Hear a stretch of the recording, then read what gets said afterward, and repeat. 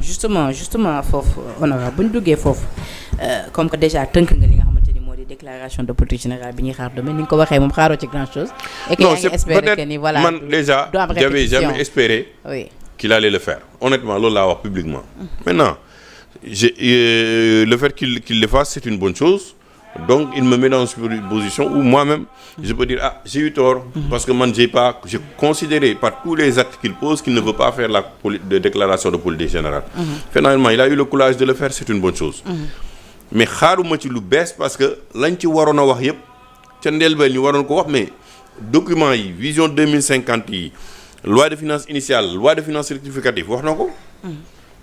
Lan la fi war a mën a wax lu bees. D'accord alors léegi-léegi yaa ngi koy junj muy propos yu le ministre de la justice di Ousmane Diagne mais également keroog bi ñuy analyser li nga xamante ni moom moo di projet de loi de finances rectificative bi dañoo dégg ci ki nga xamante ni moom moo di Cheikh Diba mu ne ci projet bi ñi ngi ci mentionné que ni l'État du Sénégal dafa prévoir ab enveloppe bu toll ci juróomi milliards pour indemniser li nga xamante ni moo di les victimes des manifestations préélectorales nee na sax boobu la enveloppe 8 milliards lañ ko fixé woon après finalement dañ ko indi ci juróomi milliards suite aux efforts de rationalisation consentis nee na par le ministère lu ni mel nag nee na recensé nañ lu toll ci 1875 victimes 112 dossiers déjà approuvé nañ ko nee na 99 déjà fu mu nekk nii jël nañ leen déjà en charge mais c'est-à-dire question bi ma bëgg ñu posé foofu mooy ndax lu ni mel da nga jàpp ne lu ñu waroon xaar la ba ñu boucler li nga xamante ni moo di enquête bi ñu ci war a def parce que ñoom nee nañ il faut que lumière ñu apporter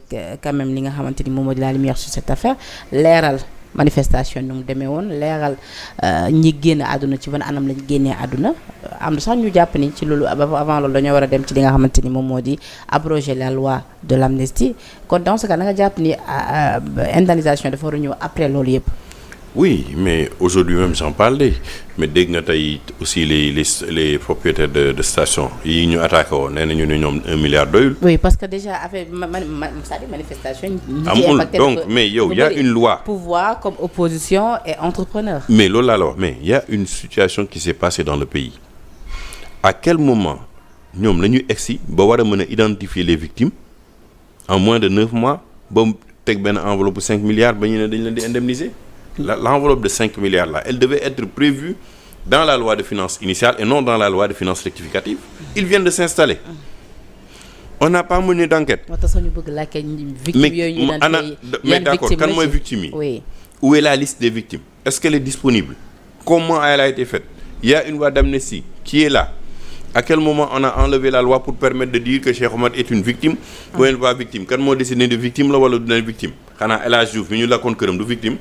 Xanaa Makhtar Ba bi ñu lakkoon këram du victime ñi nekkoon ci biir tata bi te dee fa te cocktail molotov rey leen du ñu ay victime. ba ci ñenn ci force de défense. moom laa lay wax kii ñu sànni woon brique. policier bi du victime. mais naka la ñu déterminer ne diw victime na ak diw du victime loolu laa bëgg a xam ba ñu war a mën a teg une enveloppe de 5 milliards. Ça veut dire qu'il y a une totale opacité autour de cette enveloppe de 5 milliards là.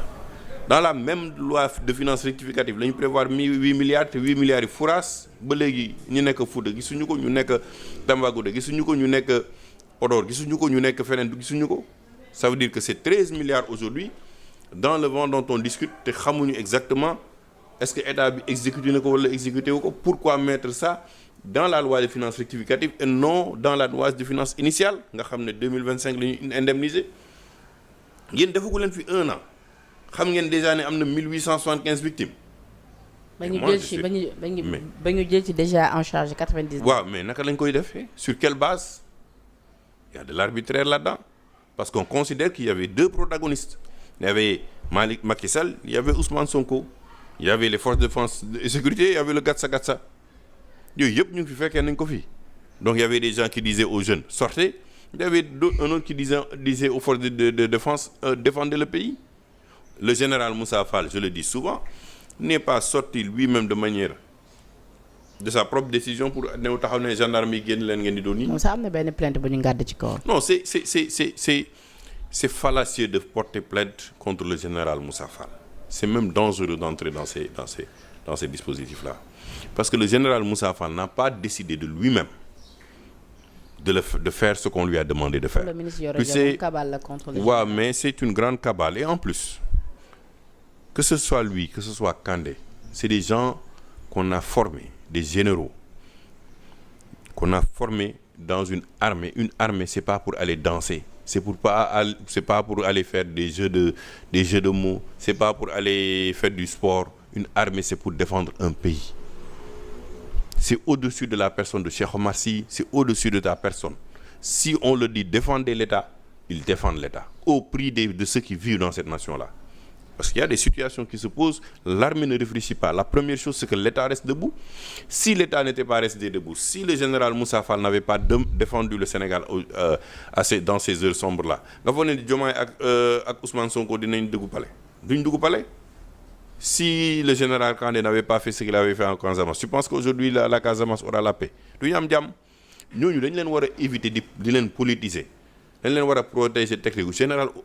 Général Moussa Fall bu ñu ko wàcceewul woon les mêmes décisions qu'il avait pris avec Macky boo ko Diomaye joxewaat mu def la même chose, parce que ils servent un État. Il faut les respecter pour ce qu'ils sont en train de faire. Il faut éviter de dénigrer les gens qui nous protègent, qui protègent, parce qu'une fois que tu commences à dénigrer nos généraux, mais tu crées une situation extrêmement dangereuse pour l'ensemble des forces de défense et de sécurité. Ça veut dire que tu les rends très vulnérables. Au contraire, il faut les protéger, jox leen seen gëdd, jox leen seen jëmm ba pare bàyyi leen, parce que aujourd'hui quand on gère un État, il y a des erreurs qui se font. Bill Clinton lan la fi deful comme erreur, Obama lan la fi deful comme erreur, Bush naka lañ ko def torture. waaw mais nañu prouvé ne def na ay torture. Le commandant Ibrahima Diédhiou. waaw mais kooku tamit on a vu que lui il n'est pas propre comme neige. On a vu que lui aussi ses antécédents sont pas propres. De ce qu'il a fait, de ce que j'ai lu, mais de ce que j'ai lu. Mais ça, c'est pas le plus important. C'est qu'il faut se contenter vers l'essentiel. Il faut protéger notre armée, il faut les rendre, si c'est un devoir dans l'exercice. Des gens qu'on protège dans l'exercice de leurs fonctions et de ne pas les affaiblir. Mais ku xaar ci armée, ku xaar ci ay ñi ñoo xam ne dañ leen ne joxe leen seen bakkan. ñu nekk di nekk des gens tendres avec les populations par rapport à des situations boo xam ne dañu waroon l'État était en danger.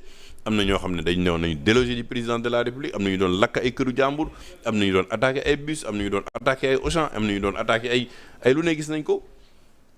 Mais oui, il y a eu excès de force. Ñu mën nañu xool excès de force yi. Mais bu ñu réglé di problème yi yëpp déjà, est-ce que kon dina jarati ñu yegg ci li nga xamante ni moo di abroger la loi d'amnistie? Je veux dire déjà. Mais c'est-à-dire que ñoom instant bi, oui, ils essayent de faire fi de la loi. C'est pourquoi j'ai dit que Ousmane Diagne a tort de dire qu'il a commencé des enquêtes pour identifier ce qui s'est passé de 2021 à 2023. Parce que ba tey 2024, parce qu'il y a une loi d'amnistie, na am sañ-sañ nee nañu abroger loi bi.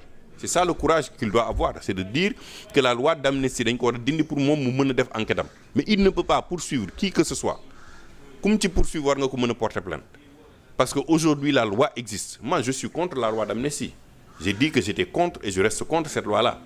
Mais je n'admets pas aussi que d'autres injustices se fassent, parce que tey le président de l'Assemblée nationale El Malick wax na ko fi ne que oui on va enlever la loi d'amnistie de manière partielle. Ça veut dire quoi?